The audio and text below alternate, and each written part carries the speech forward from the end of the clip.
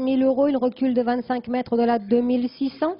Et dans cette épreuve, le numéro 1 est inédite. Dany Danepierre, le numéro 1, va donc effectuer ses débuts en compétition. On aperçoit les prétendants à la victoire qui vont se rassembler. Je vous rappelle que le numéro 11 est non partant. On les retrouve à 13 au départ de cette épreuve et les voilà qui viennent de s'élancer avec l'inédite Dany Danepierre qui a pris un excellent départ. Dugaro côté corde est également très bien parti. Don Juan du Foyer choisit de se rabattre le long de la corde à l'extérieur.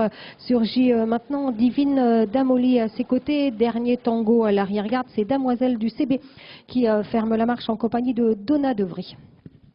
L'amorce du premier tournant avec Dugaro qui règle toujours l'allure, Danepierre à sa hauteur avec également Divine Damoli aux côtés de Don Juan du Foyer. C'est dans cet ordre qu'il devance Di Stefano de Lou. C'en est terminé cependant pour le numéro 13, Donna Devry qui va donner des regrets à ses preneurs. Donna Devry, le numéro 13, a été disqualifié. C'est Damoiselle du CB qui ferme la marche.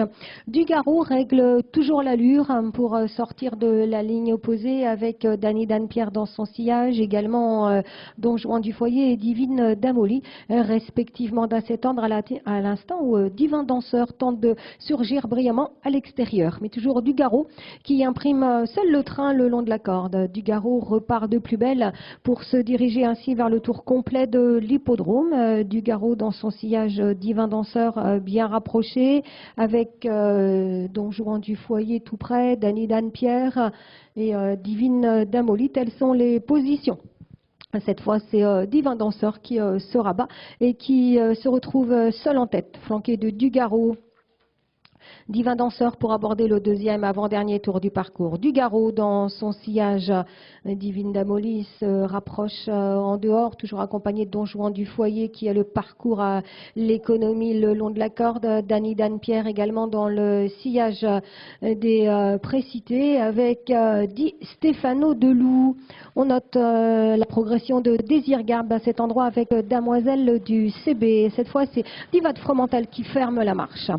L'amorce des 1100 derniers mètres avec toujours Divin Danseur. On ne va pas très vite vu la pénibilité de la piste aujourd'hui. Toujours Divin Danseur qui règle l'allure avec Dany Danepierre, Dugaro, également Divine Damoli. Ensuite Désir Garbe alors qui refait du terrain à l'extérieur. Désir Garbe qui tente sa chance, n'hésitant pas à progresser en troisième épaisseur à cet endroit.